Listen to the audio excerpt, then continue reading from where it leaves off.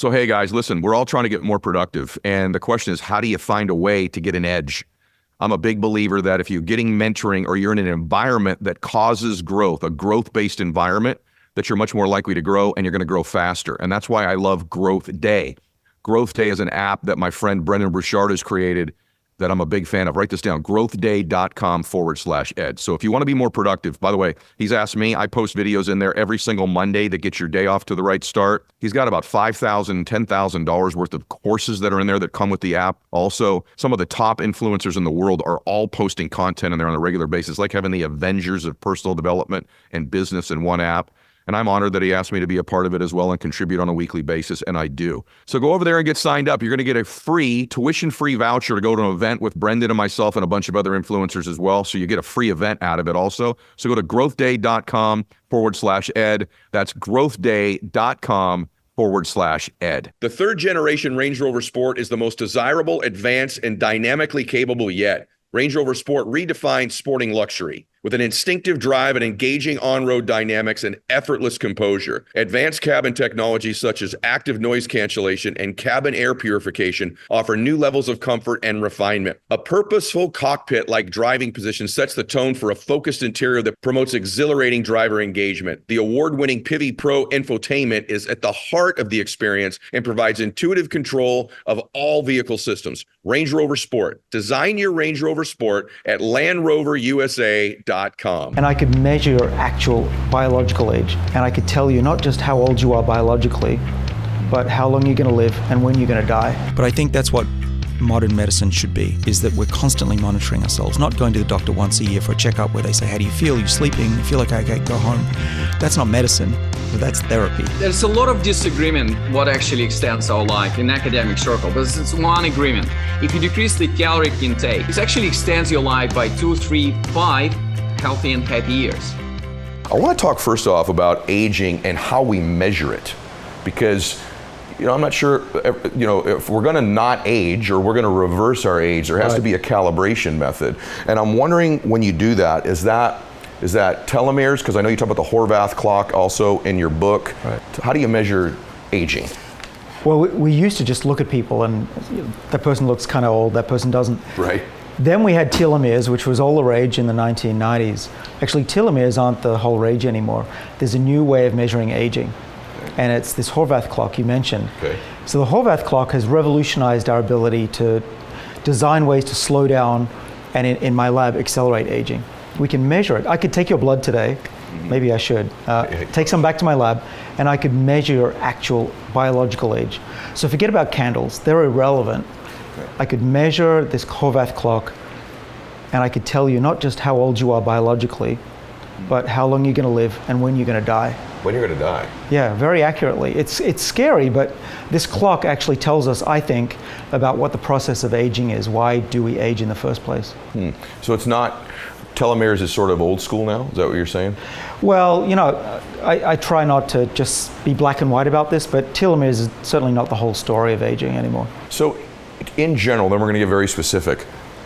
Why do we age? How do we age? Well, so this is what's in my book, which is I've kept bottled up an idea about aging, and we studied it for 10 years and kept it secret. And it all just flowed out onto the page in the book. And we have all this research to back it up. What I'm proposing is that there are lots of different causes of aging. Telomere loss is a main one. There's stem cell loss, senescent cells, so zombie cells that accumulate, all these things. We actually, as a field, I'm a scientist, first and foremost, we declared victory over aging about 10 years ago. We said there are 8 causes of aging. Let's put them in a pie chart. We're done. We know what causes aging. And I'm there thinking, that's great, but what causes those things? Right. Is there a unified theory of aging? Okay. And that's what I've got in the book. It's called the information theory of aging. And it can explain, I think, why all of those things happen. So instead of building 9 dams or 8 dams on 8 tributaries, we may be able to go all the way up and stop the main driver of what causes us to get old.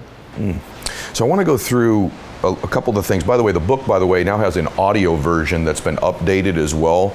And I really recommend you all, if you have the book, is go get a look at the new audio book and listen to that, because there's a whole new thing in the book there that he's added as well. But I want to go through some of the basic things you've covered, because some of these things I do, and I'm wondering if they're still effective. And I'm wondering if I shouldn't be doing them anymore. But One of the things I was prescribed, I have had a touch of arteriosclerosis in my life. And one of the things my cardiologist was concerned about was inflammation in my body. And so I was prescribed metformin in an effort to reduce inflammation in my body. And I'm wondering all of your thoughts on metformin, because it's at the kind of it's part of the book, and it's also part of a lot of the conversation about anti-aging, glucose regulation, and those kind of things. Yeah, so the thing with metformin that everyone needs to know, and will know if they get the book, is that there are 3 main ways to slow down aging, 3 genetic pathways.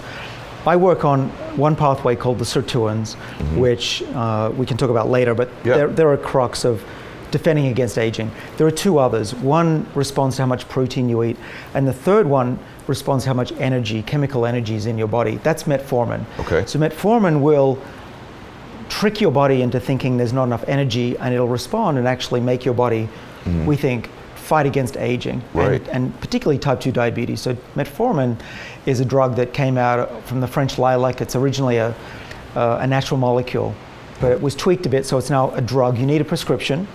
But I'm shocked. Are you still taking metformin? I'm not.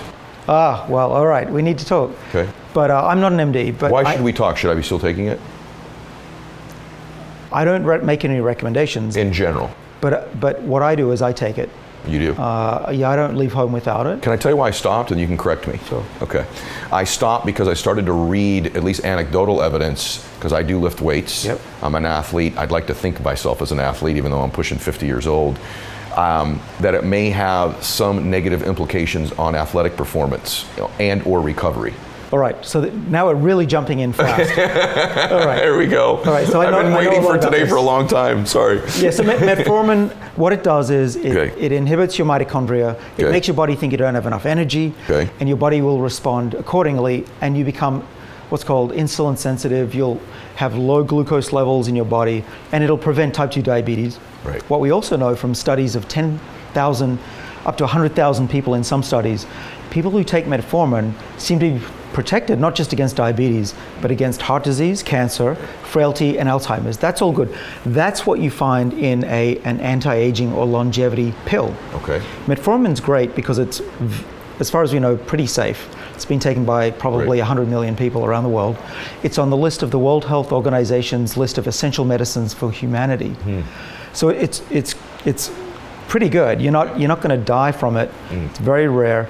Consult a doctor as you did. Okay. But I was surprised that your doctor put you on metformin even though you didn't have diabetes. That's very rare. The reason was, and I won't say her name, but I think she's sort of at the cutting edge of this, and she really does believe that one of the greatest risks to my health or anybody's health is developing type 2 diabetes. Great. So your doctor knows a lot more than most doctors? Correct. Most cardiologists, it's Lipitor and Crestor and don't eat a steak. Exactly. And their view, and I train a lot of doctors and work with them, but their view is, unless you pass the threshold of a disease, we won't treat it. But metformin will prevent diabetes as well and get your glucose levels. And actually the best predictor of longevity right now, besides this clock, is your blood glucose levels. You want to keep them down. Okay. You do not want to go up. And I was going up and up and up. So I started taking metformin a couple of years ago. You do. And ostensibly my biological age, based on different tests, not the clock, but the other tests, went from 58 down to 31.4. It's incredible. And you look 31.4, and I look 58. So I need to get back on metformin. I was joking with Ed that I needed to wear this padded suit so that I don't look such a wimp. Oh, I think you look great. No, you're looking great. Thank you. But let's get back to the muscles. So this is called hypertrophy, muscular hypertrophy, which is great. I would love to look like you, and I just don't have the time to do it. But it's great. Plus you will be much stronger when you're older, which is key to living longer. Bone density, things of that sort. All of that's great. And actually one of the things we like to say in my field is the best way to live a long life is to hang on to the handrail, which basically means don't slip and break your femur or you're done for, like my grandmother. Right. But let's get into something really important. A lot of people aren't sure about metformin because there were 2 studies just this year that showed that it slows muscle hypertrophy. Right. But here's the good news. Okay. And I know the world's experts in this, and I've talked to the authors of the paper. So here's the scoop. All right. First time. Awesome. All right, you're getting this the first time. This is awesome. What they found, and this is also work that's not yet out, so let me give you the scoop. Okay. The patients that got metformin and those that didn't, they all got bigger muscles and they all got stronger. Okay. One group got slightly bigger muscles. That was the group on placebo, and those on metformin didn't get so big. But when they did the strength test, they were equal. Wow. So they're all strong. Wow. They may not look as good. Okay. So I think it's a vanity versus longevity decision. Okay. But I think there's a way around this as well. Now we're on the cutting edge, so we don't know for sure, but what I do is when I work out, I stop taking metformin, let my body recover for a couple of days, and then I go back on it. Ah. And you know, Peter Attia, the good doctor who studies this, we both agree that you don't want to be taking the same medicine every day necessarily, just as you don't want to work out every day. You need to give your body a rest. Okay. So, you know, we cycle So these in things. between workouts, you might, if someone works out, let's say Monday, Wednesday, Friday, you might suggest that the workout days specifically, they not take something like metformin on those days. Well, that's what I do. Okay. That's based on everything we know in the world right now. Okay. And then, by the way, thank you for that. You guys, first off, I'm so grateful that you exist. Because, no, we were talking about this off camera too, that this whole field that you're in is moving so quickly and you're at the cutting edge of it. And I think every person listening to this, regardless of they want to live healthier, they also want to live longer, but as they live longer, they want to be able to, I've already looked at it differently. I look different. I love my dad, but I look different at 48 than my dad did at 48. You know what I'm saying? I think athletically, physically, my strength level, and I think what's possible with somebody like you, like right now, if someone did all the things that are in your book, if they put the right formula together, not only do you think they can not be aging, but what's the window of time they might be able to reverse their aging by? I know that's by person, but in general, how many years can someone reel off their life or add to their life rather? Well, right. Well, so someone like me doesn't typically exist because they're scared of what our colleagues will say. And it's pretty rough for a scientist to be out there talking about things that are really on the cutting edge and projecting into the And to future. some extent speculative still, correct? Right. Based on evidence, but speculative. But how selfish is it for me and my family to reap the benefits? We're all scientists in my family. We're on similar programs. How selfish is that for me to keep that bottled up? I want to tell the world what I'm learning. It's wonderful. And we're in a world where now everybody can learn as fast as I'm learning and what I'm doing. And that's I feel an obligation to do that. But what about talking about the metformin, the story? 2.5 years it says it takes off or adds well, to. So if you're it can. Right. Yeah. Theoretically, if you're 50, you're now 47 and a half if you're on the normal dose of metformin is what they're saying. But we don't really know. We don't know what it's going to do to diminish your ability to get type 2 diabetes, what that could do, heart disease, all the inflammation in your body because of these glucose spikes, correct? Yes. Well, so here's the most important take-home message is that only 20% of your longevity and how you'll feel when you're 70 and 80 and 90 is genetic. Okay. The rest is in your hands. Wow. Isn't that's liberating? Yes. I mean, you can sit on the couch, you can eat potato chips, you can not exercise, you can eat whatever you want. But you're minimizing your potential. Right. And what we all have in our bodies, what we co-discovered in my lab, is that there are genes that control how long we live. We work on these pathways. And what we've discovered is they don't just exist, they respond to how we live. And what we want to do is trick our bodies into thinking there's adversity.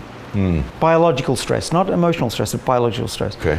So now we understand, why does exercise make us healthier and live longer? Why does being hungry make us live longer? Why do all these things, eating good foods? It's because they're turning on these body defenses, these longevity genes that we work on. And that's the revelation. They're in all of us, but they become complacent unless we trick our bodies into getting this feeling of adversity. So we call this hormesis. Okay. Hormesis is what doesn't kill you, makes you live longer. And that's the reason you should be running and getting out of breath. That's the reason you should be eating plants that are being stressed themselves. You get the benefits of those molecules that they make for their own benefit. Okay. We call that xenohormesis. Terrible word, but anyway, it's good to eat stress plants. Like that's why red wine's good for you, we believe. It's full of those molecules. Thank God. Yeah, so resveratrol, you'll remember Yes. Where are you? So let's go there. You're famous for that. I got the feeling lately, maybe you're not as married to it as you once were, or am I incorrect about that? And then for those of you that are taking resveratrol, is it also not true that if you're not doing something that can make it bind to something so that it can be absorbed by your body, do you mind talking about that for a second? Because people just kind of willy-nilly take these pills, I think, to some extent, and think they're doing something. So A, do you still feel as strong about it as you did at one time? And B, could you tell us how to properly ingest it? Sure. Thank you. All right. So I also dodged the question, not intentionally. of how far can we slow and reverse aging. You did. I'm sorry. You're right. I let you dodge that. Well, I'm so fascinated. I worry because people say, oh, how can you say that? Right. Right. So this is my best guess, is that you can alter your lifespan at least a decade by how you live your life, maybe more. Wow. And my father is an example of someone who took life by the horns, changed his life. He's super fit. He's now 80. He's living life like he was 30 still. He's got no diseases. Is that right? He just put his name on a wait list for his dream car. I'm thinking, a wait list? You're optimistic. That is awesome. He started a new career. Really, this is the future for all of us if we look after our bodies and do what we think is the right thing. Love it. Right. So that I think that 10 years is 10 years is at least, based on current science, something Right. you could be doing. Right. And actually, every 4 years longer we live, we gain another year, just because the trajectory of the science, how it's going. And we're going to talk about CRISPR a little bit later, where we Right. might be able to interrupt heart disease and some other things here going forward that'll extend life.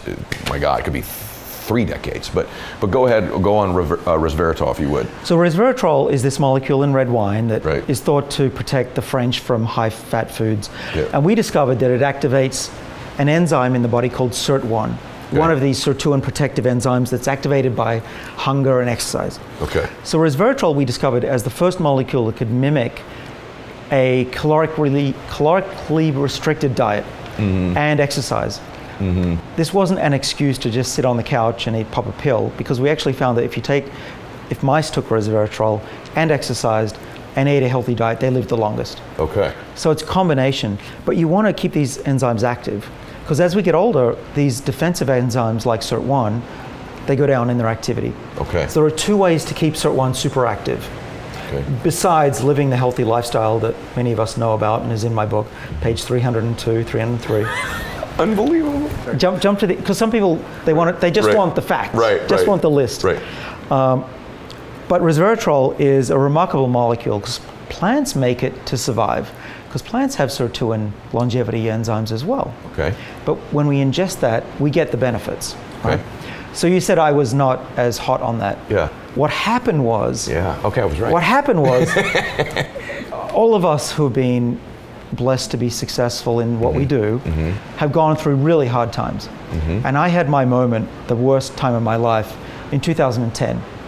So I'd spent What was it? Do you mind saying what it was? Yeah, sure. So I had discovered resveratrol activates anti-aging pathways.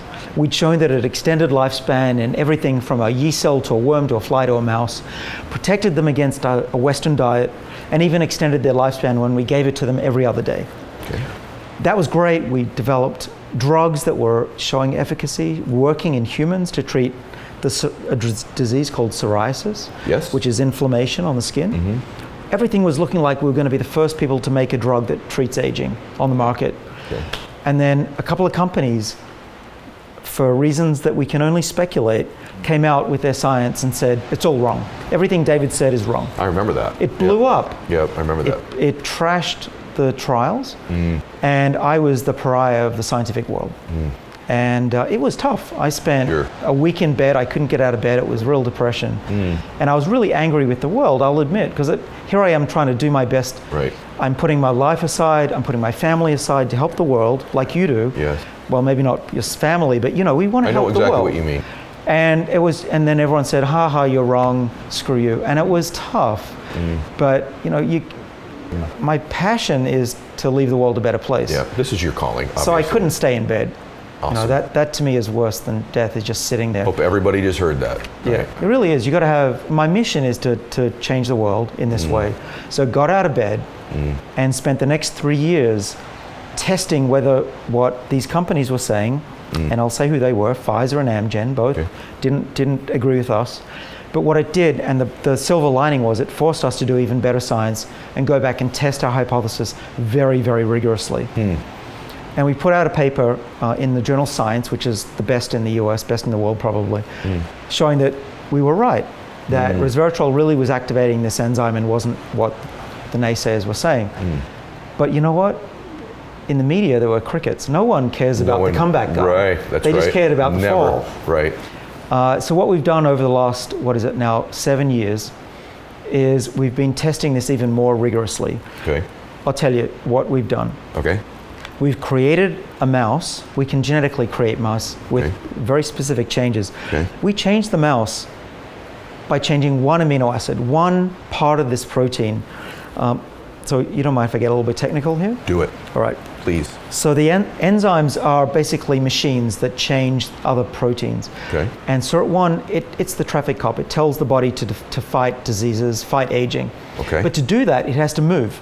It has to change things. And what it does is it has this active enzyme activity in the middle that's its chest. But this arm is the activator. This is the the accelerator pedal.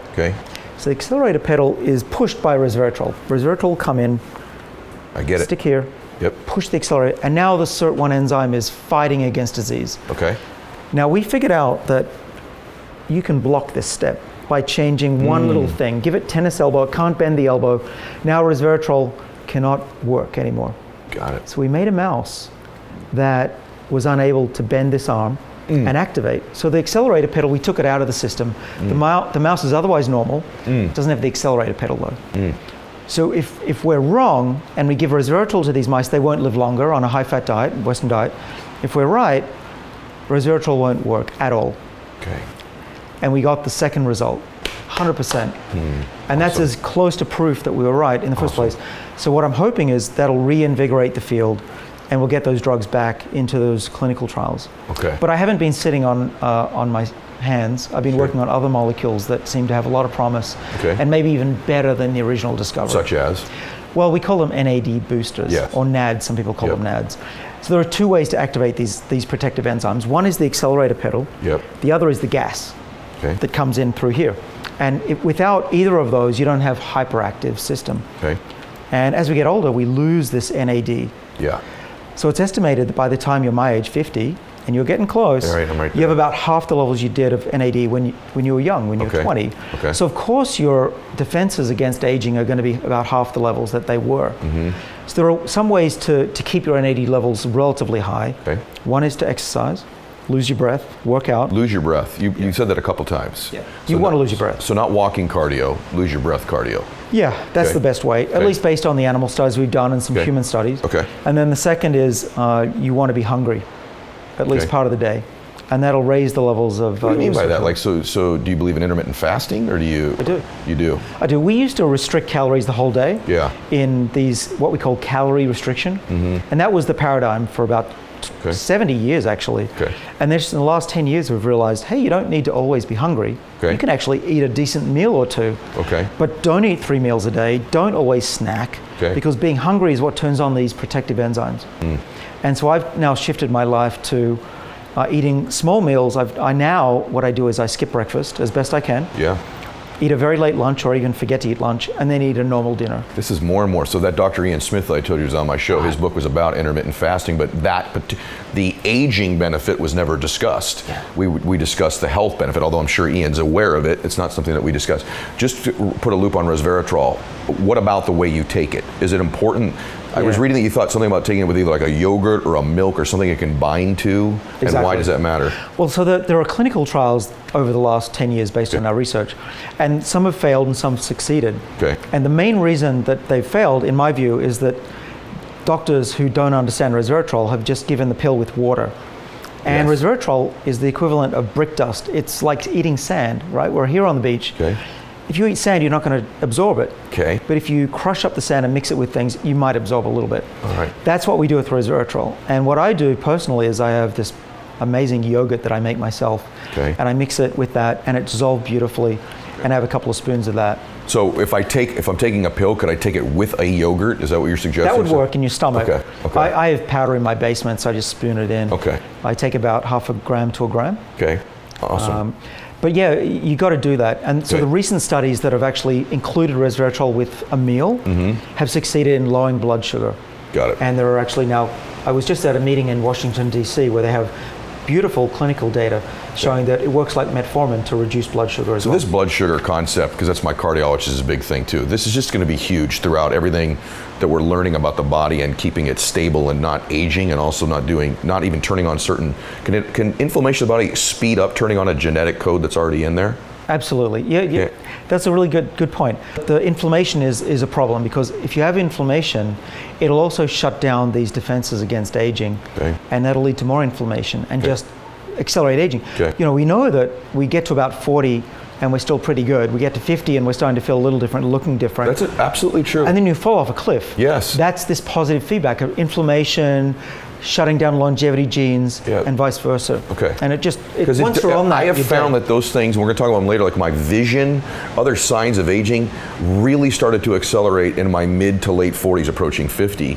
I mean, a massive difference. So I didn't mean to interrupt you there, but it's certainly something I've seen evidentiary, like my own experience as a human. I feel myself aging now at this point. Yeah, so there are things you can do to slow that down, and things that we're doing that slow and reverse aspects, and then technology that can reverse all aspects. We talked about this the last time you were here, but telomeres has been sort of one of the newer age, or was, ways of measuring aging. And you sort of told me, nah, that's not it.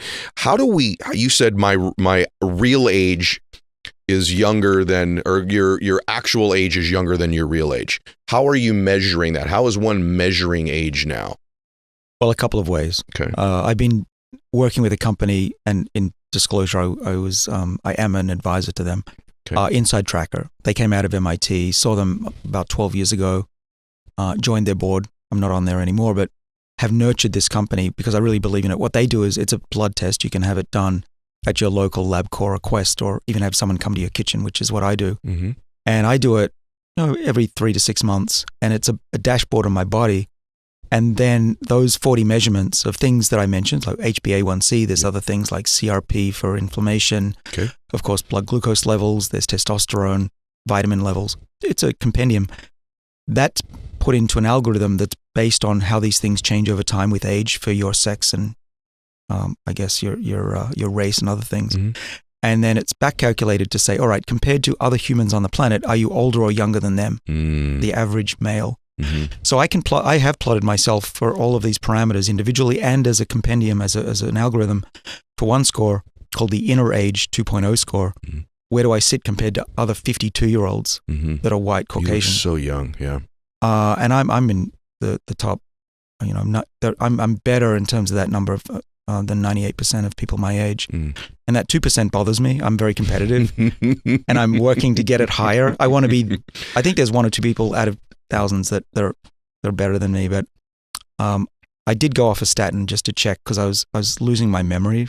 But, I am on a statin now. Okay. But I went off it and my cholesterol spiked. So your cholesterol did spike. It did. I mean, I need a statin. It's in my genes. My father and my grandmother have had. I'm on one as well. Oh, you are? Yeah. Okay. Yeah. Yeah. I mean, I wouldn't say if you don't have any problems and if you can get it down with diet, do that. Because there are effects on the brain. And one of them is memory, correct? Yeah. One of the other things, too, is that your cholesterol can get too low. Your LDL can get too low, and that's not healthy for your brain either, correct? That's really true. Yeah. And so, I'm just saying why it's 2%. I'm in the top 2%, not 1%. Right. But anyway, that people are going to think I'm a little bit too competitive. But not at all. I've plotted my blood biochemistry over the years against the average human and optimized each one. And it's an experiment. It's long term. You can't just do it overnight. But I think that's what modern medicine should be, is that we're constantly monitoring ourselves, not going to the doctor once a year for a checkup where they say, how do you feel? You're sleeping? You feel like, okay, go home. That's not medicine. Yeah. That's therapy. Yep. Now, medicine is, and the future of medicine, and for some people who want to invest in this and put in their time and money, you can get devices to read your body continuously. We've talked about continuous glucose monitors in our arm, but there are rings. Right? I've got this I've got the ring too. I'm just not wearing it today. I've got the Oura ring. Yeah. There's a bio button. I brought one today in case this came up. I'm holding up a little gray squarish device that is maybe a quarter of an inch thick that I stick on my chest usually, and it measures my heart, my vibrations, my movement. And this thing can tell you if you're going to have a heart attack next week. Kind of important. Yes. But other things, it can even tell you if you have a cold or a flu, or whether you need antibiotics or not. And this is the future. I raise this actually as an example of the way medicine should be, which is you are monitored not once a year, but 1,000 times a second. Wow.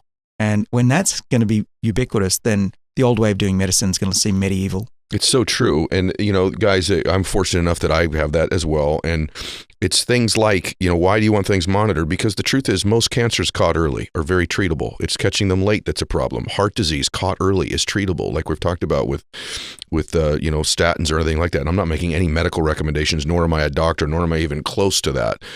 And that's why I want to ask you some medical stuff now, because I know that you don't feel good about a couple of the things that I do, and I want to ask you about why. Mm-hmm. So let's talk about things that we can do. So you talked a minute ago about hormone levels.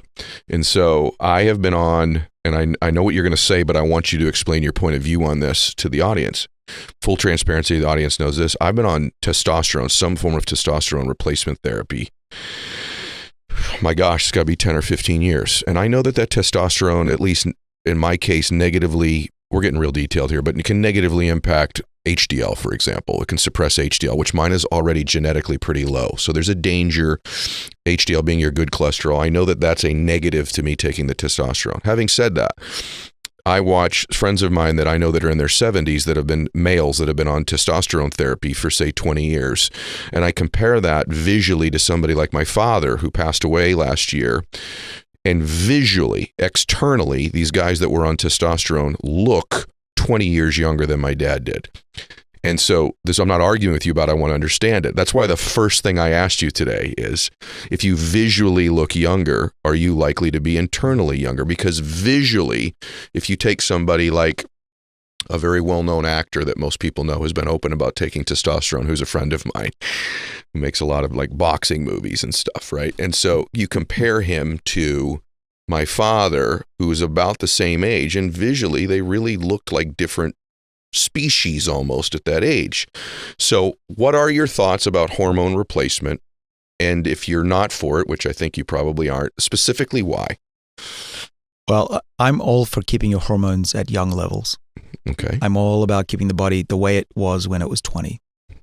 And however you can do that and it's safe, do that. Okay. So I'm on board with hormone replacement therapy for women and men if needed. Okay. But you think maybe not needed. I'm interrupting you. That's the point that I have tried my best to find ways in myself to. So you're 52. You're in that 300 to 700 range of testosterone in your body. You're saying right now your hormone levels are that normal in your 50s without any. I'm actually naturally higher than an average 20-year-old, but naturally meaning I've worked at it. I've changed things in my diet. I've done things and it's gone. What are some of those things? Well, exercise helped building up. I'm not as bulky as you, that's for sure. But from my basal state, which was pretty puny, to having some muscle, my quads mainly, big muscles, back muscles as well, doing deadlifts, this kind of stuff. So that helped a lot. Got it up to hovering around 500. Okay. It's gone close to double that over the last couple of years with changes to my diet, changes with supplements, but I can't tell you scientifically which one of those has contributed, but it's steadily gone up, which is good. If it had plummeted, I would have stopped taking X, whatever it was. Okay. But I'm happy with these numbers, so it's just under or near 1,000 now. My God, that's amazing. It's shocking actually, because I haven't done anything obvious. You read online what boosts testosterone. I'm not doing a lot of that stuff. So I guess I'm lucky that way. So that was one of the genetic good hands you were dealt compared to some of the other stuff that wasn't so favorable. That's because that's unbelievably high for 52 years old. Yeah. Yeah. Well, so, I want to be helpful practically. So some of the things that I do this fasting has helped. I think that when I started, I don't call it fasting. Eating once a day, one meal a day. I got you calling it fasting now. Yeah, that's okay. People know what that is. OMAT is the other way to do it, to call it one meal a day. But that seemed to help. And so also giving up a lot of fat and a lot of meat. Now, that's not going to sound good to everybody, I know. I want them to know. Yeah, but I think that's helped. And I did lose weight, and that may have contributed to, right? I mentioned how much weight I've lost. But here's the thing. I don't think it's a bad thing to supplement at all. I'm not against it. I think what you're doing is perfectly acceptable. But I heard you say something about burning the candle at both ends. What did you mean by that? Yeah.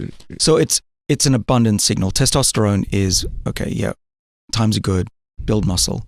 Mm. But then I have to look at the clinical data. Mm-hmm. And while it won't extend your lifespan, and that's really clear, there have been probably $50 million worth of clinical trials saying that testosterone won't make you live longer. Mm-hmm. It will help you have more muscle, Mm-hmm. which will prevent you falling over and breaking your bones, which is a problem for most elderly. So that's good. But there's also not a lot of downside. There's very little, if any, that I've seen. There's not more cancer. There isn't. No. Okay. No. So put it this way, it's not going to hurt you. Mm-hmm. If you feel better and you're stronger and you look better, Mm-hmm. by all means. And this is why doctors prescribe it. Yeah. Otherwise, there'd be a warning. Mm-hmm. But is it going to make you live longer?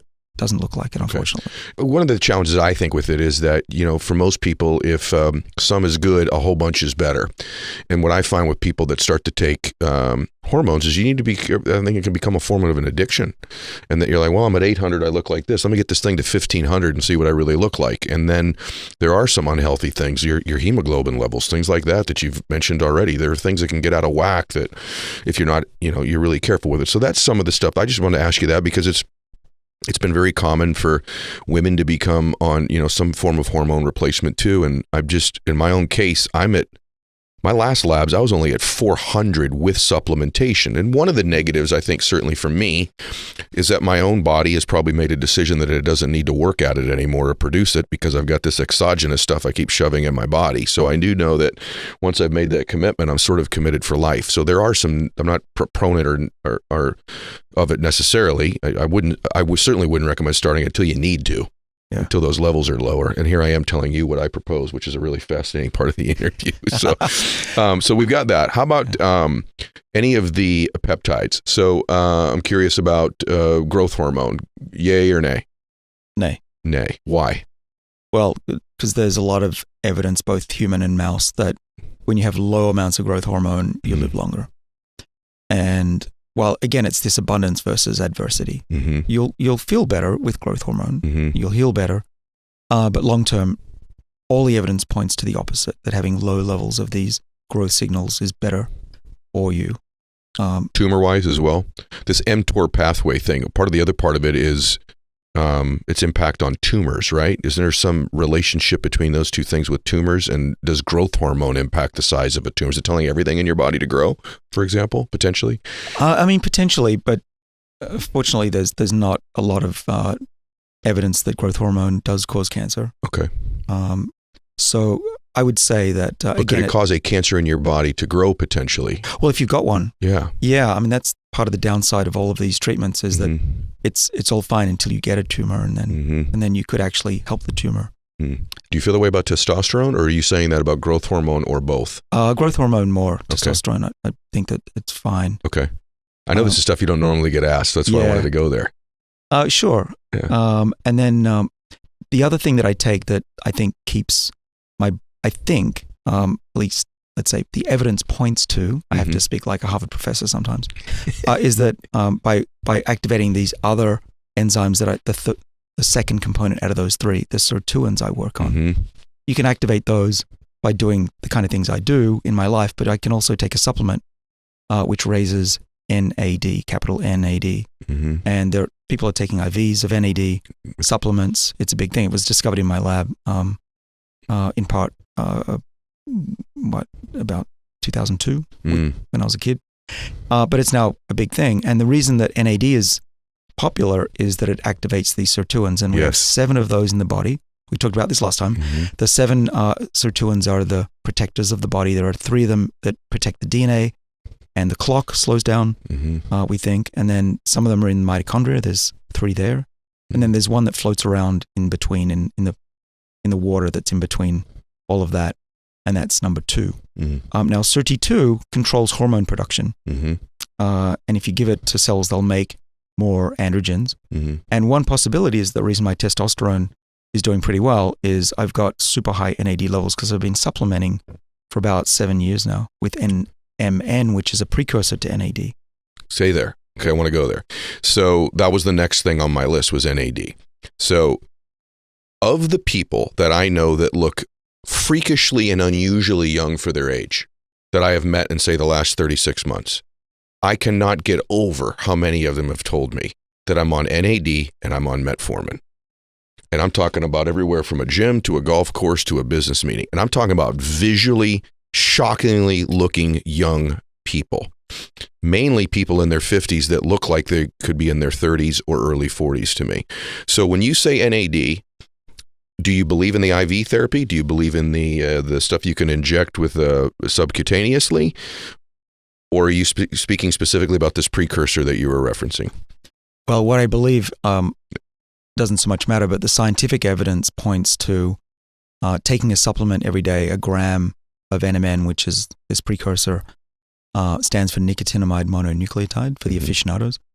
Just swallowing one of those, or 1,000 milligrams, is enough to double your NAD levels in the bloodstream, and triple it if you take 2 grams. Now, I'm 52, so if I'm an average human, I would have half the levels of this NAD molecule than a 20-year-old. So doubling it is the goal for me. So I've been taking a gram of NMN, swallowing it every day for, the last, whatever it is, dozen years, 7 years at least. Then the question is, what about the NAD IVs? There's very little data on that. Yeah.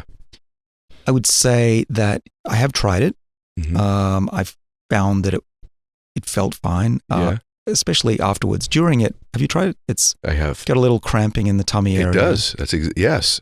And I found that on the IV, and also I've taken it sub-Q, and I get a real burning, uncomfortable sensation in my stomach. It's ironic that you say that. Yeah. It's exactly my experience. Yeah. So there's some evidence that it's good for treating addiction, but really no solid scientific evidence that it helps in other ways yet. Okay. But that doesn't mean it doesn't help. It just means that it hasn't been studied enough. Doctors haven't done enough placebo controls, and it's hard to give people a placebo, especially if they're paying for it. Yeah. Right? So I would say the jury's still out, but the science, I think, is there that it should activate the sirtuins, kick them into action, and at least for those few hours that you're getting it, and it'll go up probably double, triple the levels in your bloodstream. It'll help, but I don't know long term. I'm so fascinated by this stuff, as everybody can tell. So you're getting stuff here you don't get most other places, you guys. So these are just things to think about. These aren't necessarily recommendations, things to think about. Then there's metformin. And so just, I must say this to you. You and I met. This is a passion of mine. I've also had a not great genetic hand. By the way, guys, there's all kinds of stuff we could talk about on genetics today that you can get studied right now to see if you're predisposed to heart disease or different cancers. You can even find out if it came from your mother or your father's side. There's all kinds of things you could figure out right now. My genetic hand is crap. It's just mom and dad's side, both not good, and both cancers and heart disease. So when I met David originally, this conversation really mattered to me. And so I did start on metformin. This is just me personally. I'm telling everybody my own medical stuff. I did start on the precursor for NAD, and I've tried the IV stuff and I've tried the sub-Q stuff myself. So metformin helps with glucose in the body somehow, the metabolism of glucose, correct? So why do you think metformin works, and do you feel real strong like you did last time that you were here about it? Yeah, I feel even stronger. There's a lot of data from looking at tens of thousands of people that went on metformin, and people who go on metformin who have type 2 diabetes, who normally would live a short lifespan because they have more cardiovascular disease, they're aging faster. They're actually protected from these diseases relatively. And those type 2 diabetics on metformin live longer than people that don't have type 2 diabetes. That's a remarkable observation. And because once you start to study tens of thousands of people, it starts to look real. And especially for those people that are predisposed like you are to cardiovascular disease and other issues like cancer, there it's very clear that metformin on average protects you against those diseases, because it's not just working on keeping your glucose levels down. Remember, it's turning on the mitohormesis and protecting the body through these defense mechanisms. Now, people might be thinking, well, okay, you've got these protective mechanisms, but what are they actually doing to make you healthier? Well, I've mentioned only one of the things they do, which is turning over those old proteins that are either oxidized or have glucose stuck to them. But they do other things. They do protect telomeres when you turn them on. But they do another thing that's really interesting, and that is that they can rejuvenate stem cells. And so you get stem cells protected, and then they can divide, and then they can repopulate the body. Another thing that they do really well, particularly the sirtuins, is that they help repair broken DNA. anyone who's been in the sun, I was Australian, I've been damaged badly by the sun. Me too. That ages you. It actually is, we know that damage to DNA accelerates aging. In my lab, we can cause a mouse to be 50% older by doing this process. The sirtuins will slow that down. We had a paper in Science in 2018 that showed that by raising NAD levels, by giving mice NMN, the same molecule that I take, their DNA repair systems were much more efficient. And if you damage them with radiation, which we were trying to simulate space radiation, but it's also similar to cosmic rays that you get if you fly a lot, which I know you do. NMN was protecting those mice from the damage. And you can see the damage. You look in their livers, there was damage in a normal mouse, and give them NMN, and it wasn't there for the most part. So that's another way it can protect against aging. This is so good. So good. We're going to keep going because I love this. Any disclaimers on any of this that we've said so far that you would say to somebody who says, I got to get on this metformin or NAD? Is there any disclaimer, any downside, anything you would advise them to do just so that I make sure everyone's heard the totality of your thoughts about it? Yeah, well, the one disclaimer is I'm actually not a trained physician. I train physician, but I'm not a trained physician. I'm a PhD who studies molecules. And so there's that. So anytime you want to change something in your body, even if it's diet, but if it's a supplement, and of course a drug, you need your doctor, you want to consult them. So your doctor needs to know everything that's going on in your body because supplements are sometimes just as powerful as drugs. Okay. And if you cannot get, for example, this is a good point I think to bring up is if you cannot convince your doctor to get metformin, there is an alternative. You know what I'm going to say. It's a plant molecule called berberine from the berber plant. And if you, in clinical trials, if you take it at 2 grams a day, it does lower blood glucose similar to metformin. And that you can buy on, any pharmacy or online. Yep. That's where I began. After we did our interview, I went to my doctor and I said, we're getting on metformin. And she said, no, we're not right now, not yet. And so that's where I began. And then after a period of time, she did a little bit more research and agreed. Have you done any reading on MOTS-C at all? I've done more than reading. Okay. What do you know about MOTS-C? MOTS-C. Well, I know the scientists involved and I helped them start a company. Come on now. Really? Okay. I'm kind of embedded in this field. I know, but this is awesome. I'm older than you might think. So MOTS-C is really interesting. I really like it. Okay. I liked it so much I started a company. Yeah. So MOTS-C is a super interesting molecule from an academic standpoint. Okay. And from a physiological standpoint. Okay. MOTS-C is made not by the DNA, from the DNA in the nucleus, which is most of our chromosomes.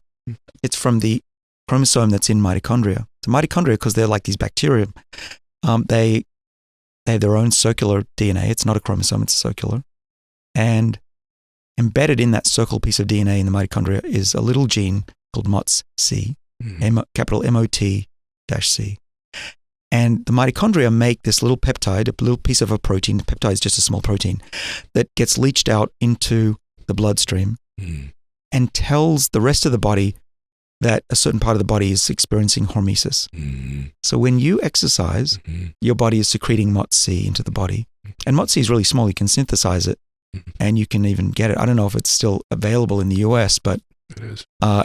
It's in clinical trials right now in this company. It's called COHBAR, C-O-H-B-A-R. Okay.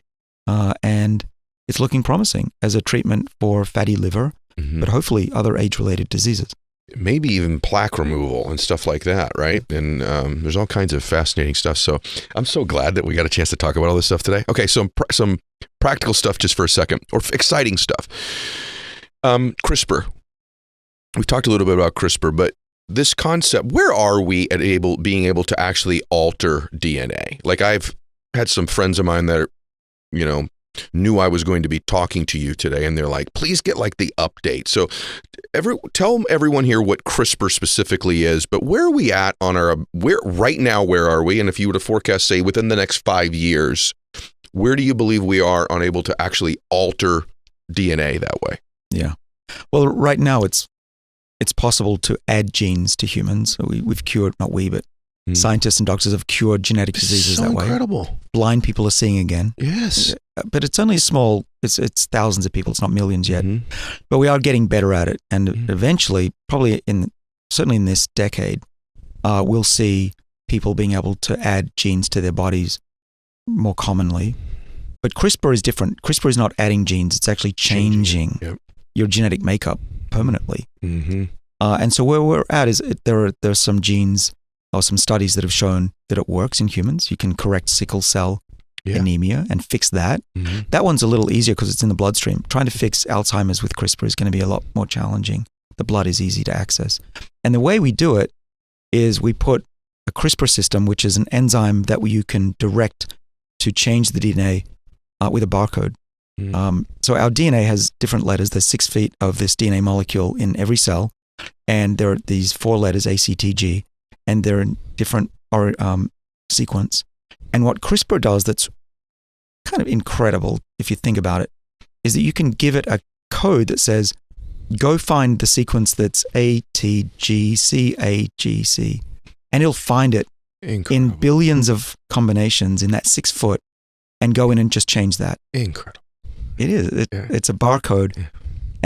And so I would say in the next 5 years, it'll be fairly common to fix genetic diseases with CRISPR. And then things get really interesting when we start to fix things that aren't genetic. Maybe we want to all fix our predisposition to diabetes. We could potentially go in and fix that before we actually get that disease and make up for not having great genetic lineages. If you put a time horizon on that, what would you think something like that would be? Well, probably for the healthy people, it's going to take longer, right? Doctors would rather do no harm than do good. And so that's probably 15 years away from being mainstream. Mm-hmm. There are other technologies, one called siRNA, which is similar, but it actually stops the production of protein rather than changing the genes. It's one step down. And that's being shown, and there's a drug on the market to treat high cholesterol. And even there's a drug for fatty liver. And so increasingly we're able to change the genetic code or the codes that are coming off the genetic code, which is RNA, which we all have heard about because of COVID. Right. But yeah, it's amazing that we can now read the DNA and rewrite it. And in my work, we've just recently figured out how to turn on 3 embryonic genes in the body. Okay. And when we do that, just the right 3 genes, that resets the age of the tissue and it gets rejuvenated.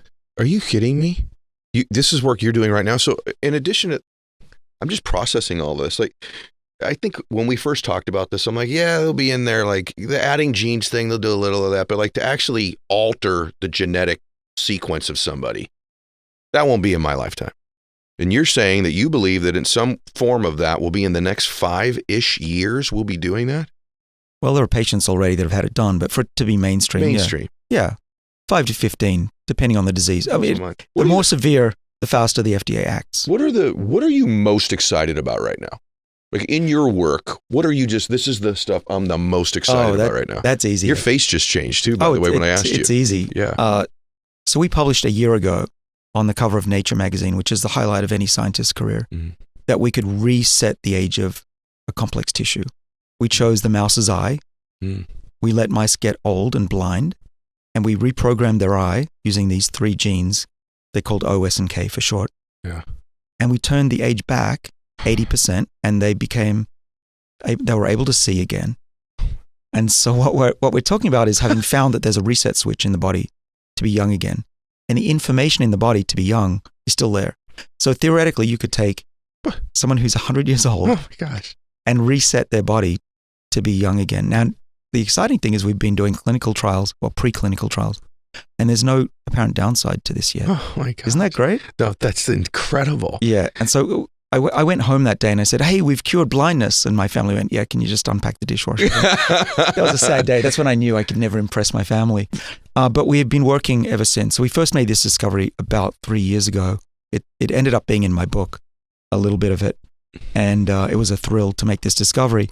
But since then, we've been doing the hard work, which is to figure out, is it safe enough to put into humans? And we're now testing it in non-human primates just to see if it's safe. My gosh. And if all goes well, in the next 2 years, we'll hopefully cure blindness in people. That is absolutely freaking incredible. That is absolutely bananas. But it gets better. Okay. The eye was just something we chose. I didn't think it would work any better in the eye. In fact, I thought it'd probably work worse. But we found that there's a universal reset switch. So you can reset different parts of the body. You can reset the skin. We've shown you can reset muscle. You can reset, what have we done? The skin was easy. So using the same genes. So we're just basically turning on an embryonic program in older people or middle-aged in their cells and in mice, and they get young again. What does this mean? This means one day it's going to be possible to reset the age of the body. We've done that. We've done that in mice. Now the question is, how soon can we get it into ourselves? That's bananas. Is there? Here's the guy that grew up with skeptics all over his house. Let's assume that that's true. Did everyone just hear what he just said, by the way? That we may be able to reset the age of a human? We've already been able to do this now in other organisms? That's a minute to just process that, right? And as I process it, I go, wow, that's exciting. I hope I can live long enough so that I can reset my clock. That's the key. Right? The stuff we've talked about today. Yeah. The eating, the exercise, what's the other thing? Hot, cold. These are designed, and the supplements, to keep us all alive until this technology becomes available. Because it's not just one thing to slow down aging, which we can do pretty easily just by doing these lifestyle changes, but to reset the age. There's a study from UCLA that shows... Jeez Louise, that's crazy. Yeah, it gets crazier. There's a study by Steve Horvath and Greg Fahey. It was published during the first few months of the pandemic.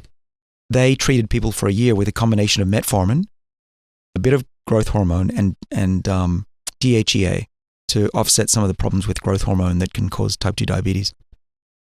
And they found that when they measured the clock of the body, it went back by about 2 years. And at the time I thought, yeah, okay, 2 years, that's not a lot. But then I started thinking, if you could do that every year. Right. That'd be pretty interesting. You're literally aging in reverse. Right.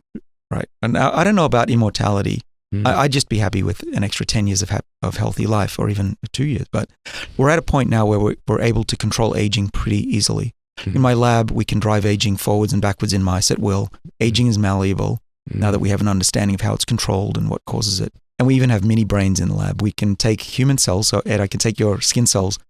I can make them into stem cells that are pluripotent, meaning I can make anything from you. If I wanted to, and this is not kidding, I could make a sperm out of your skin cells and an egg and fertilize that. So you can clone me. I could clone you. I won't do that because it's illegal, but biologically we could do that. My gosh. I'm going to get all sorts of phone calls. You now. are. There we go. I'm going to get the emails too. Hey, can you clone me? Yeah.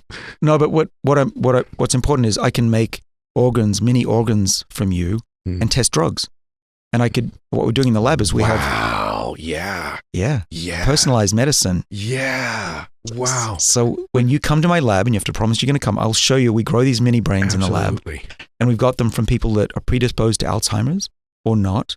And we have a way to age those brains so that they're now 80 years old, even though they're only a few months old. And they lose their ability to fire electrically. They become demented in the dish, little mini brains. On Instagram, I've shown some photos of these. They're pretty cute. And so we give them Alzheimer's and dementia in the dish. And then what we do is we have the system to turn on those 3 embryonic genes, OS and K, and those brains go back in age. But here's the cool thing. Alzheimer's goes away. They get the electrical activity comes back. Now we do this in a mouse. We make the mouse older, just let them age out, or we accelerate it. And we've been now reversing the age of those brains in the mice. And you can guess what happens. They get their memory ability to learn back. Unbelievable. Do you hear what you're saying?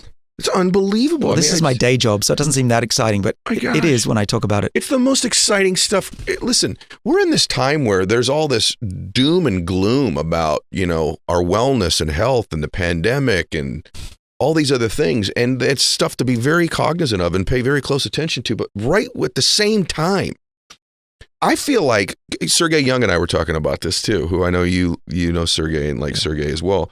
It's almost like, man, if you can find a way right now to stay on this planet healthy for the next 10 or 20 years, if you can manage to do that there might be an extension of your life at a magnitude of another 20 or 30 potentially healthy years possibly. And you said 10 earlier.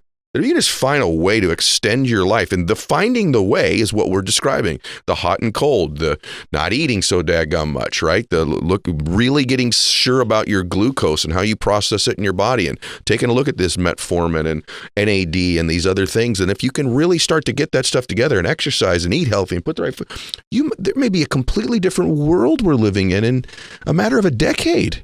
Yeah, exactly right. And already, because technology is changing so fast already, and it's only going to go exponential. Every year that you stay alive, you get another 3 months of life. Right now. Stay alive, because eventually it's going to be for every year you stay alive, you get another year. And eventually you're going to have negative birthdays. Come on, Dave. That's. No, I used to say that this was futuristic. Yeah, you did. This is why it has so much credibility with me. You used to say many years ago, this is far off, this is possible. So for you to be the one telling me, no, here's the window that it's possible in, probable or possible, carries so much credibility. I've got some of the best scientists working with me on this, not just at Harvard, but in companies who know how to make drugs. Mm-hmm. So this isn't just, one day it'll happen. Mm-hmm. There's investors. Yeah, sure. Other investors have jumped in. So Jeff Bezos and others have put large amounts of money. Mm-hmm. There are billions now to figure this out. Mm-hmm. So even if I don't make it, I God willing, I don't have a heart attack. But if I do, the genie's out of the bottle. This is going to happen. It's just a question of when. Yeah. What it means to be, I'm just thinking myself as you're talking, what it means to be a human being is going to potentially be a very different experience within a decade. Mm-hmm. What it means, and all of the just the pain and suffering so many people have gone through in lives with cancers and heart disease and losing people that are still here to Alzheimer's and things like that, to think about the quality of life. And people ask me all the time, I was just on a call before we did this with a coaching group I have with all of the stuff going on in the world right now, and I told them I'm optimistic. I'm optimistic about humanity. I'm optimistic about life. I'm optimistic about our world. And that's not Pollyanna. I have reasons to believe it. And, you, my friend, are one of those reasons. I just learned from you and feel so inspired by you. Is there a negative to people living so much longer? I think of things like food supply or things like that. Do you ever think about those things? Like, we got to be really careful here because, there might be an issue we've not factored in. In other words, do other technologies need to be keeping pace if humans are going to live longer? Yeah.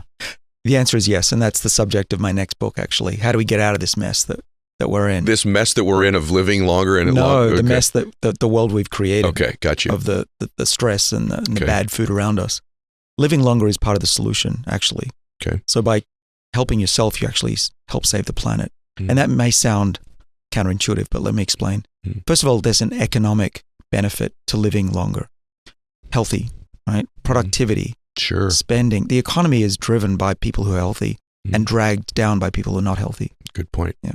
And we did the calculations. By we, I mean a couple of brilliant economists in London, and I was just the third wheel. But they calculated that if you could just extend lifespan by 1 year, let's say everyone went on metformin who could take it, then the savings in the long run to the US would add up to $86 trillion. If you extend it to a decade, it's $365 trillion with a T dollars. This is more money than you can get by doing anything. Save stopping all military spending, which we wouldn't do. But that kind of money can be put towards solving issues like climate change, food supply. Sure. And the other thing that I do, and I don't often mention this because it's often not the subject that people want to hear about, but I also work on other problems on the planet. I have a company that detects viruses and bacteria, can diagnose anything from your blood. That's just one. But the one that's relevant that you reminded me is, I co-wrote a patent on the plane over here to California from Boston to preserve fruit. And so the same molecules and coatings on fruit that, the same molecules that work in our bodies also work in plants. In fact, plants make most of these molecules that we ingest. It's one of the reasons I eat stressed out plants, because they make these molecules. Long story short, I'm hoping to extend the shelf life of fruit around the world, and there's a huge amount of fruit and vegetables that are thrown away every day. Perishes. Yeah. You're remarkable, brother. Is there something that keeps you up at night that you worry about? I don't get kept up at night worrying. I get kept up at night working and talking to people. I do worry a bit that I'm not going to achieve my life's goal, which is to have a medicine that helps millions of people. That would satisfy me. I don't care about prizes and all that stuff. I've won a few and it doesn't do anything. What I'm hoping for is for a little vial of a drug, some medicine that saves millions of lives. And then I'll be happy. And I'm guided by a mentor of mine, Philip Sharp, who is at MIT, and he actually literally won a Nobel Prize. Does he have his Nobel Prize on the wall? No. Wow. He has a little vial of the drug that he made. And that's what he tells me is important to him. That's so good, David.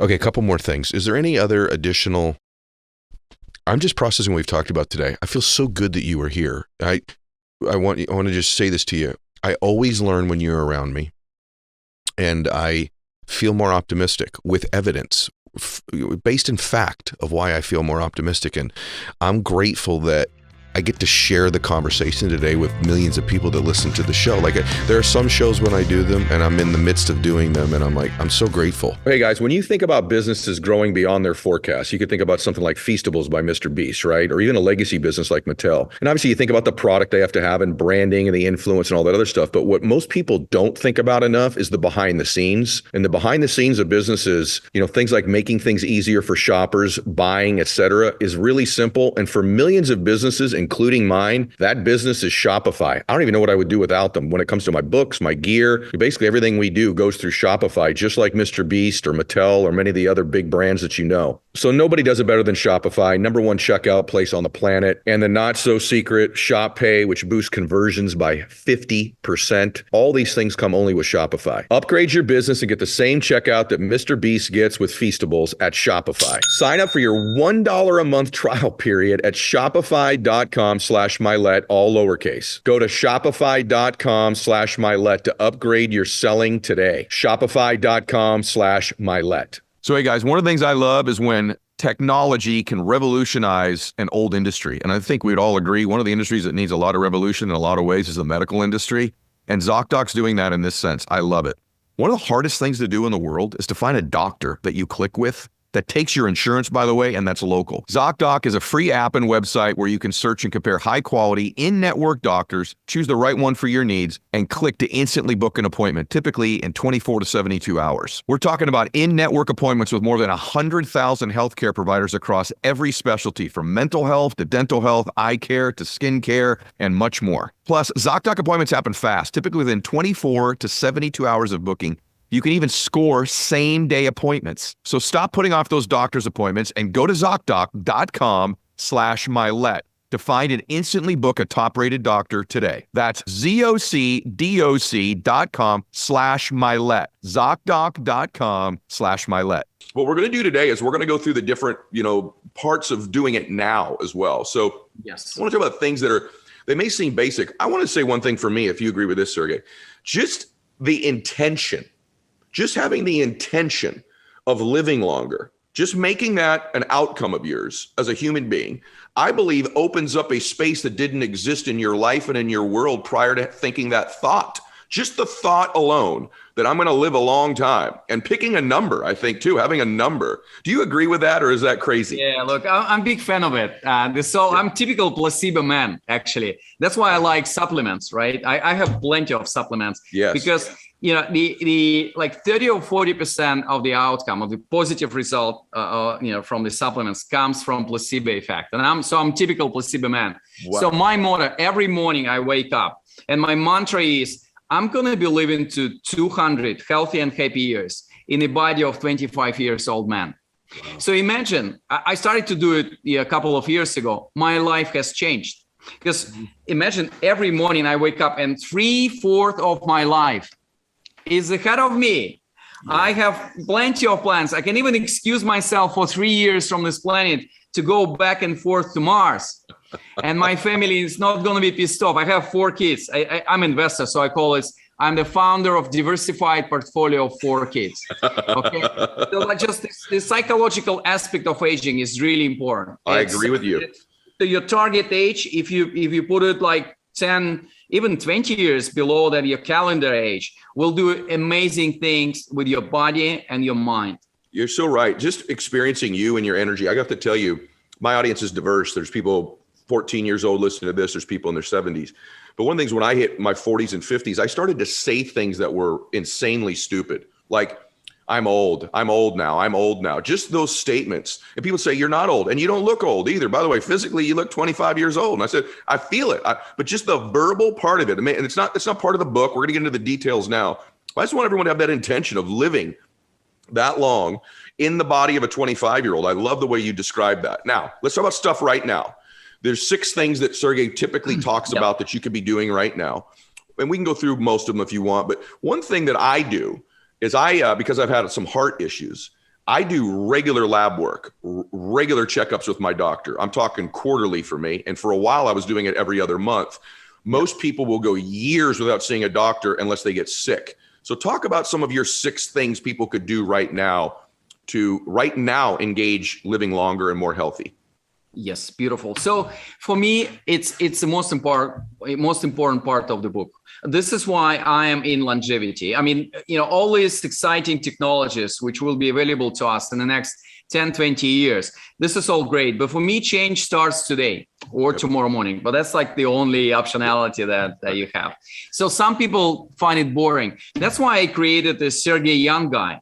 That's why I've developed this horizon to live to 150 years. And then the far horizon of longevity to live to 200 years in the form of, Internet of Bodies, human brain AI integration, human avatars. But we don't need to wait for another 10 to 20 years. There's so many things that you can do today. Again, it's called boring stuff. And to live to at least 100 healthy and happier.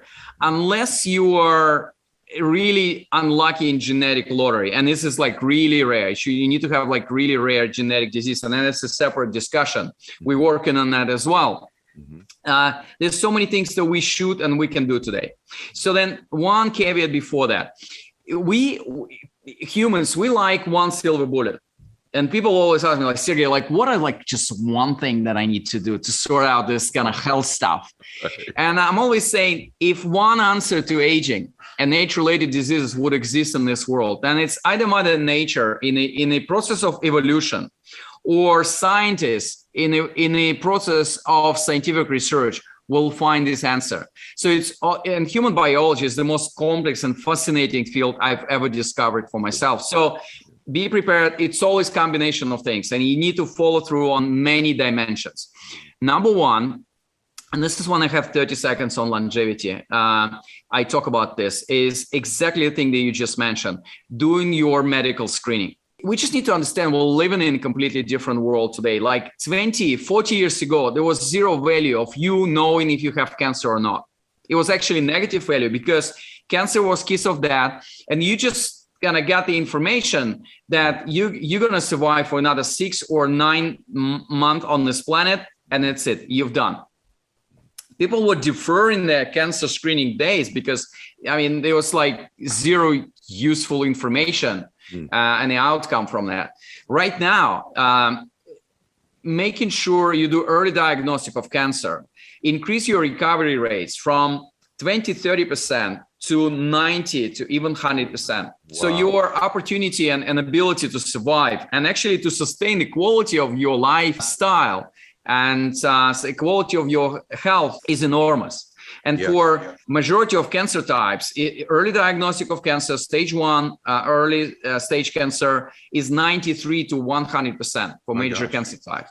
This is amazing. Some of the machines that we see in the hospitals today, it's really space machines, MRI machine, 3 Tesla MRI. They have the artificial intelligence driven brain, network algorithm updated every month. And the last 2 years, so I'm doing my annual screening every year in San Diego, California, in Human Longevity Center set up by our very good friends. So we go the same place. Yep. Yeah. So in the last 2 years, it was actually after I've done full body MRI, it was artificial intelligence scanning and looking through my scans. And then it was discussion with doctors. So it's radiologists empowered with artificial intelligence, increase exponentially your chances to get the analytics right, the diagnostic right, and survive. Just one figure, and it's fascinating. So average radiologist working under the time pressure, which is probably 100%, 150% of time of their working mode, is successful in diagnostic early stage breast cancer in 38% of cases. Crazy. That's awesome. If you empower the same man or woman with a beautiful profession, empower him or her with artificial intelligence algorithm, the ability to detect grows to 98 to 99%. That's amazing. And we've been investing in so many companies. Diagnostic comes to our home. like, always Cologuard, or using our blood test to detect like the risk of colon cancer. Yes. It's just amazing. So, well, just make sure the most important day of your life every year is the day of your annual screening. If you want to do it quarterly, this is great. What I do, Sergey, just to jump in, I just want to stay on this. First off, I want you to hear what he said there, because I didn't look at it that way. Early stage detection of disease, cure rates and survival rates on most diseases are incredibly high, detected early. We die from these diseases because it's stage 3 when we find it. It's stage 4 when we find it. In my case, I don't have perfect genetics when it comes to plaque accumulation in my arteries. I detected it in my 30s. I'm still with you here because I was doing regular lab screenings.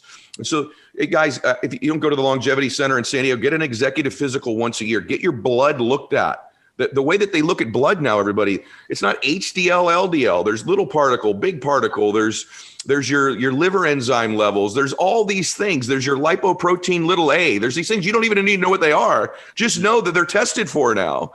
And if you haven't been there in a while, do it at least once a year. And I think this starts in our 20s. I really believe that. So I just want to second what he has said there, as if I'm anywhere near the expert he is, but we do have similar friends and we've been on a similar journey. So I just want to really stamp that one as so important. Yeah, this is, and this is much cheaper. Like prevention is 10 to 20 times cheaper than treating something when disease manifests itself, because this is very old school, like 30, 50 years ago, you need to wait until disease will manifest itself. And this is why when you see doctor right now, you define when you need to see doctor, and it should be like super regular. Yeah. So that's okay. one. So I want to focus on a couple of them, Sergey, just because we have so many other future things I want to talk about too. 2 is let the food be the medicine. I want you to read the book to get that one, guys. That's why you go get a book, right? What's the food? What's the medicine? 3rd is get moving. My audience is pretty good at that. Exercise, moving, those kind of things. Here's a biggie. Eat early and less often. What do you mean by that? Can you define that for us? So basically, well, there's a lot of disagreement what actually extends our life in academic circle, but it's one agreement. If you decrease the caloric intake, if you literally decrease the number of calories that you take every day by 15 to 25%, of course, you need to look at the balance between physical activity and the caloric intensity. But so it actually extends your life by 2, 3, 5 healthy and happy years. That's a big thing. Yeah. Well, it's easier to say, well, Sergey, you need to less 15 to 25% less calories, but it's very difficult to do. So what are my life hacks on that? 1, I do fasting. So, I fast 36 hours every week. Wow. Okay. 2 nights and 1 day. It's actually Sunday. Yeah, I start on Sunday evening or on Monday evening, and then it's just 2 nights and just 1 day. During 1 day, I just drink some water, herbal tea, and that's it. So can I ask about that, Sergey? Can I inquire about that? So, sure. Because the fasting, I've had intermittent fasting. We've talked about this, but 36 hours. Phil Mickelson, the professional golfer, started doing that about 2 years ago. He's been a guest on my show. He says he feels literally 20 years younger doing it. When you began doing that, because I've not done it, I've done some intermittent fasting, the 36-hour thing. Okay, I want to ask you about this. Did you just right off the bat go 36 hours, or did you build up? Did you do 24 for a while, or do you just go 36 and you're fasting for the 36 hours? Yeah, so I started to do 24 hours fasting, but then what is happening? Like in the first 17, 18 hours of fast, and I'm speaking about the average man or woman, right? We are not average like this. Let's say actually the beauty of technology, it's going to be much more personalized. But like within the first 16, 18 hours of fasting, body just cleans itself, right? Your autophagy actually start after this period. Well, that's the beauty of that. When your old cells, which your body doesn't need them, you can actually clean it in the process of fasting. But this whole thing starts after 17 or 18 hours of fasting. That's why I didn't feel really, I haven't thought that it's logical just to do like 18 hours of fasting and then like the sweetest period, like the best period of fasting, I start to eat again. Well, so I've done 24 hours and then I thought, okay, well, Sergey, I mean, you sleeping during the night anyway, don't you? Right. And I'm like, okay, well, that's a trick, but what I can do. So and I thought rather than starting to eat, so imagine I start Monday evening, rather than starting to eat on Tuesday evening, I was like, can I just extend it to like Wednesday morning?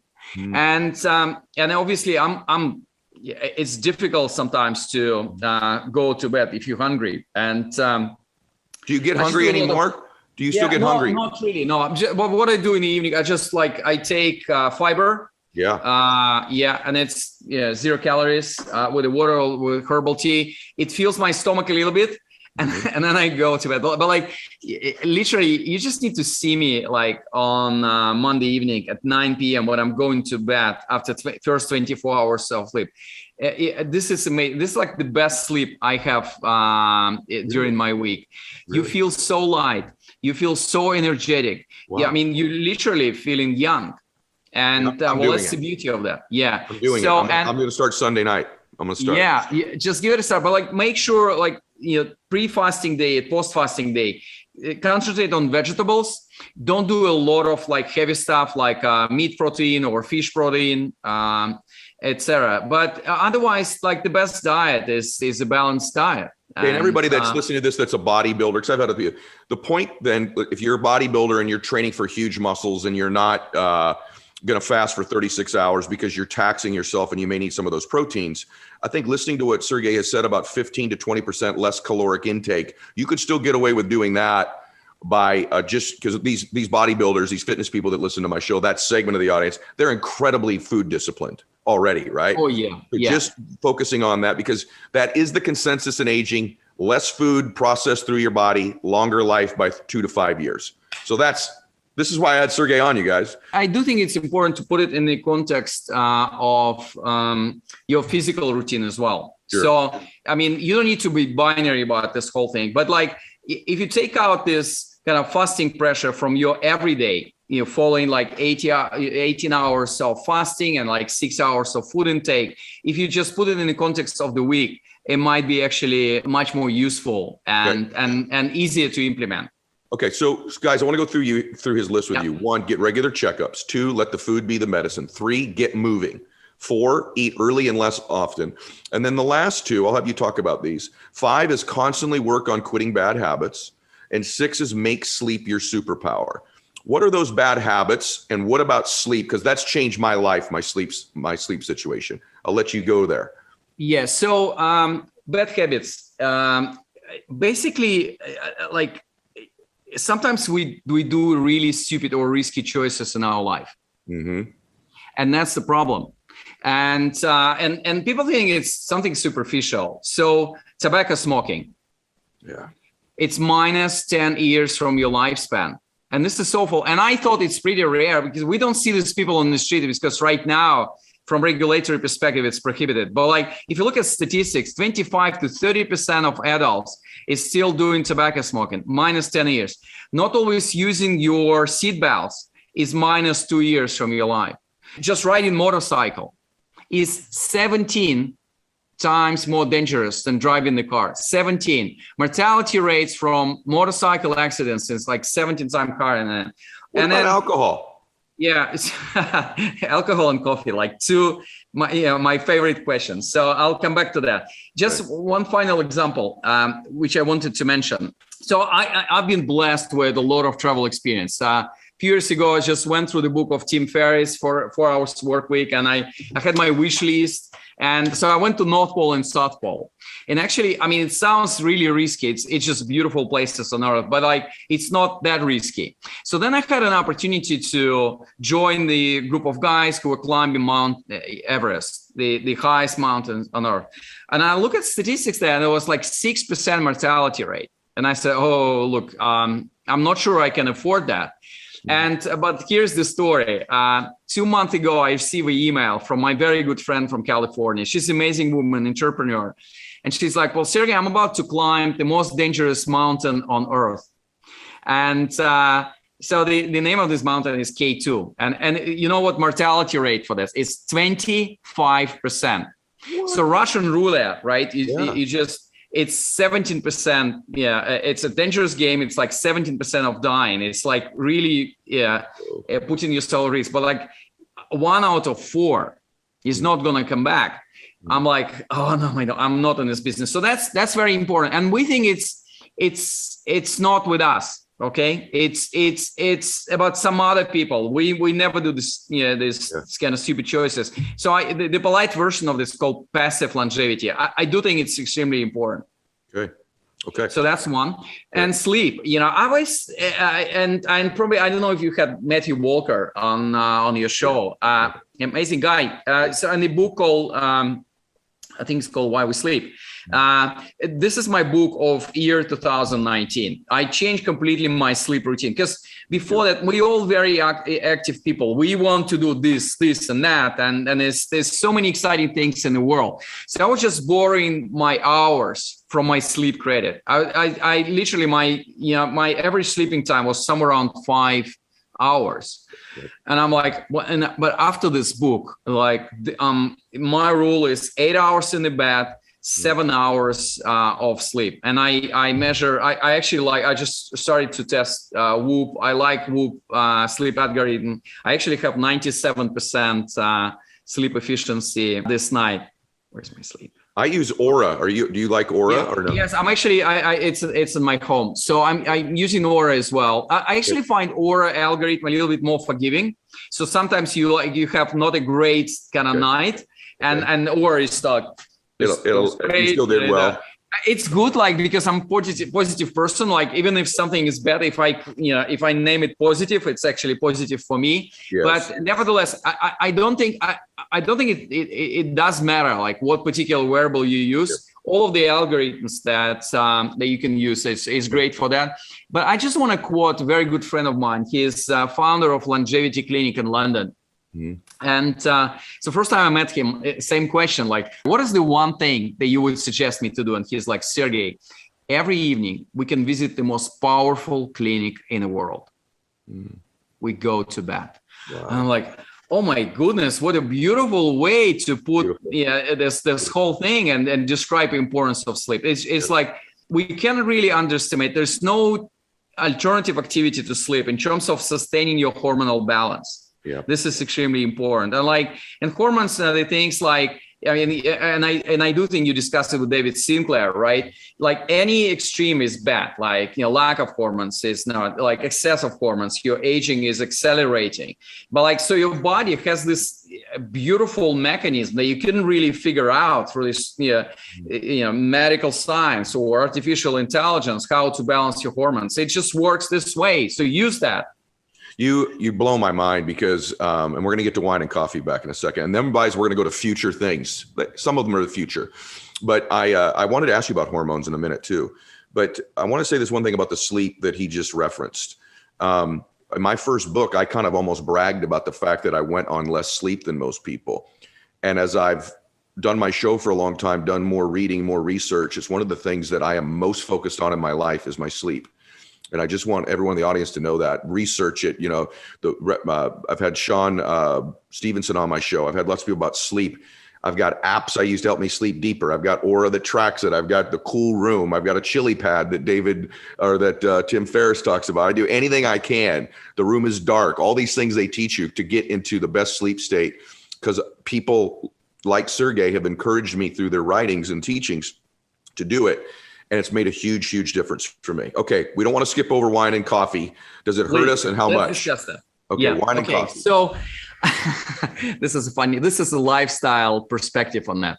I'm a big fan of red wine, specifically American wines. After I started to do a lot of business in the US. I'm in love with what you guys have there. So and I started to dig into this station, and I'm also a big fan of coffee. Okay. So I do believe you need to have your kind of cheat things, right? Sure. Whether it's a burger on Saturday, or for me it's 1 or 2 espresso a day. So my answer is like, if you look at the research on coffee and wine, it's the graph always looks like that. Okay. Tell everybody what you're describing for the audio people. What do you show? Okay. So you can see that there's like, the graph is pretty flat, but there's like optimal point, which is 1 or 2 glasses of wine per occasion, or 1 or 2 espresso a day. Got it. So you have this in statistical terms, you have like relatively, so you can always say like, 1 or 2 espresso a day is good for your longevity, but the shape of this curve is in statistical terms is really insignificant. So this like, unless you really overdoing this with coffee, or you're really overdoing this with alcohol, with wine, it's just, I don't think it's influenced a lot your longevity. But having said that, alcohol and specifically excessive consumption of alcohol is a really bad things for your body, because from a certain point of view, after 1 or probably 2 glasses, your liver change the way it's processed the alcohol. Because before, like 1 glass during the evening, it can absorb everything. It's going to be super friendly for your body. After that, well, it's completely different mechanism. Okay, it's actually converted this whole excess of energy and alcohol into fat. So that's a problem. So my rule is 1 or 2 glasses per occasion, which is basically my definition of occasion. It's either Friday or Saturday. Okay, once a week. And this is fine. You can do it, but not more than 2 glasses of red wine, particularly like red. I think white is particularly beautiful as well, but not every day. Because after age of 40 or 45, you'll find yourself in a trouble with everyday consumption. Even if it's just 1 glass, it just changes your metabolism. It's like, look at if you use Oura Ring or you use Whoop, like whatever algorithm to track and sleep that you're currently looking at, you can see that after a couple of glasses of wine, your deep sleep period starts not around midnight, but somewhere around 4 or 5 a.m. Yes, that's right. This is bad. And the same thing with coffee. Like and there's 2 groups of people. One is like really receptive to coffee and caffeine. Like, so if I will drink a couple of espresso after 2 p.m., I will not be able to sleep well. Okay. And for me, again, deep sleep actually a period starts somewhere around 4 or 5 a.m. during the night, not around the midnight. This is bad. I know a couple of friends, they can have like 2 espresso in the end of the dinner, and they will just like almost dead, in a bed in the next 30 minutes. So I think there's a power of the example that we just used. And the power is like, 30, 40 years ago, for you to do experiment in longevity is 15 years exercise. You take a group of old people and you wait until all of them die. This is your feedback cycle 30 years ago. Okay. And what you can do in this world with 15 years feedback cycle right now, it's like that. It's every minute, right? With every variable you have, you can like every morning you can look at the quality of your sleep and have very important takeaways for your lifestyle changes. So that's how both you and I discovered that both caffeine or alcohol in the form of wine or any other bad habits actually in negative way influence our sleep. So that's the beauty of the feedback. Got it. I like that we're allowed to drink wine a few days a week and have coffee, because I want to be alive 150 years or 200 years, but I also want to live. It's not just being alive. I want to live. And wine is part of how I feel I'm living sometimes. So I feel good about that.